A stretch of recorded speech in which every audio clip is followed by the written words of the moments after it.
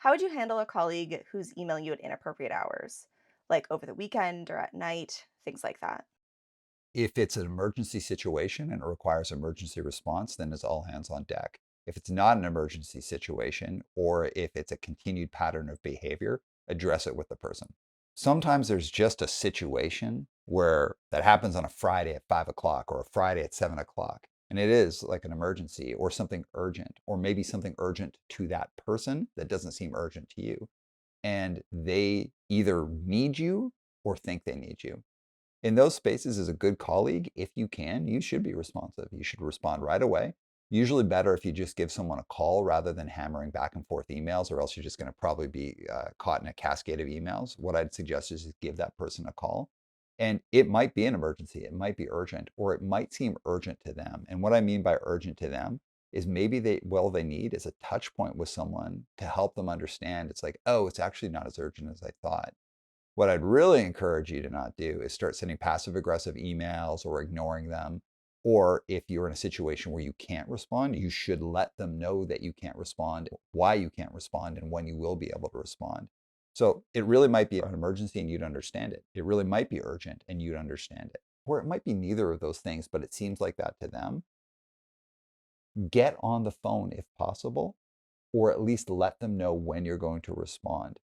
My deepest urging is to not be passive aggressive about it. Email lasts forever, and it's the place where I see most relationship issues start to form is in email, or get much worse is from email. If it's a continued pattern of behavior where this is happening a lot, you got to hit it head on. And there's kind of two ways you got to consider it. So let's say it's your boss. Like, are you really going to be able to tell your boss, stop emailing me at 3 in the morning? Yes, you are. But of course, there's going to be some people who are like, really, dude, can I? It's up to you. Here's what I'd say. Should your boss be emailing you at 3 or 4 in the morning? Hell no, absolutely not. Definitely not. It's a terrible work habit. When you get an email repeatedly from people at 3 in the morning, you're obviously going to be thinking, what is going on with them? Why are they up at 3 in the morning? So if someone's sending you emails at 4 in the morning, you're obviously thinking, well, what's going on for this person? Can you tell your boss to stop doing it? I would encourage people to first ask their colleagues about it. The next thing that I'd encourage you to consider is what's the history with this boss getting difficult feedback they might not like. Some bosses, they like getting feedback like that. They're like, oh, I didn't realize I was doing it, or oh my gosh, thank you.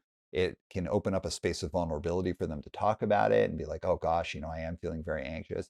So if people have a good history of being able to like talk about stuff and get feedback, yeah, you should go give it to them. But after kind of thinking about it, does my boss have a good history of, or doesn't have a good history of taking feedback and actually either doubles down on the behavior or blows you off or actually becomes aggressive as a result? Then no, you should not tell your boss that. But what you should do is you should consult with your HR team. A lot of companies have super good HR teams, and HR teams are like ultra useful. And I kind of feel like HR can get like a bad rap in companies. HR is there to help. Like, I mean, that's their purpose. And if you're someone who thinks that maybe your company has a bad HR team, I don't know. Like, how well have you gotten to know them? Have you really had the right kinds of conversations with them?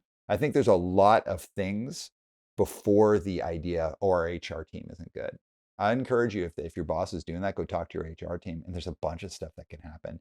There could be a 360. There can be a survey put out where it gives people a chance to give anonymous feedback. A lot of things can happen so that your boss can get the feedback. Even an HR partner can be like, they could be the person who gives the boss feedback in a gentle way that keeps things anonymous and allows the conversation to go the right way. So if it's your boss who's emailing you at like 3 in the morning or at these wild times and is doing it consistently, unless they're good with taking feedback, I would be very hesitant to say anything to your boss about it. And I have seen that go sideways for people a lot of times. Now, let's say it's your colleague. It could be a peer or it could be someone more junior than you who's doing it. If it's a peer, you should go and have the conversation with them. And you should do it in the absolute coolest of ways. What I'd encourage is ask them in advance through writing and be like, hey, I've noticed you've been sending me a lot of emails at night. Just want to check in with you on that. Could we have a conversation on it? Let them know that the conversation is incoming in advance. You might wonder why you're going to do it in writing. Part of it is so that they have something that they can consider beforehand. The other part is like, yeah, you're tracking it. You're making sure that something's tracked so that it doesn't become some kind of odd, like If it goes sideways, you've got a record of what you're doing. When you meet with the person and they've had a chance to think about it in advance, the likelihood that they're going to get defensive is reduced because you're not surprising them with the conversation. Most people are very open to having challenging conversations as long as they're not surprised by it. Because when you surprise someone with a challenging conversation, they're trying to digest what you just said while also managing their reaction to what they've just said. I don't know about you, but me, when I get tough feedback, I get defensive right away and I feel bad. I get that spike of like, I need to defend myself and they're wrong.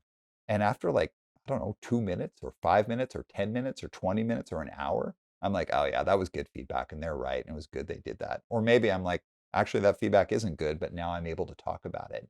But imagine trying to digest feedback that you're finding a little threatening or you're upset with or it's making you feel defensive while actually trying to talk to the person who just gave you the feedback and get into the solution space. It's not a great experience for anyone. So give it to them in advance. I encourage you to do it through writing in the coolest way possible, in the least formal, like, don't be like, I would urgently like to discuss with you your email practices. If you do that, forget about it. You're setting things off in the wrong direction. You could be like, hey, I noticed you've been sending a lot of emails at night or on the weekend. Did you want to check with you on it? Great. Go have that conversation. Or you could just do it conversationally and be like, hey, I haven't noticed this. I did want to check in with you that you've been doing that. Could we meet later on today to discuss? Great. That's totally fine. Most people will either explain why they're doing it, and from there, you can help them kind of get into a better space with it, or maybe they'll help you get into a better space with it. Some people are just going to be jerks about it. They're going to double and triple down about it. And from there, you can make your decision whether or not you ignore their emails or set up some boundaries. That's a different conversation. But start with having the conversation. If it is someone who's a subordinate, either of you or other people, if it's of you, do the same thing. Send them an email about it and then say, hey, or talk to them about it and say, hey, like, let's have this conversation. Then go and have the conversation, but give them time to be ready for it. If it's someone else's subordinate, talk to their leader first out of respect. Let them know what's going on and ask them how they'd like you to handle it. And it could be like, I'm very happy to have the conversation, but you let me know what you like, unless you want to do it, or we could do it together. I always prefer that someone just go and have the conversation with the other person. It seems less formal, it seems less punitive, all of that kind of stuff. We want to avoid any punitive damage. At the end of the day, email is like the best because there's so much cool stuff that happens through email, so much connection, so much information exchange, but it is the worst. There's so many bad habits, there's so many missteps, there's so many mistakes, so much beef comes from email.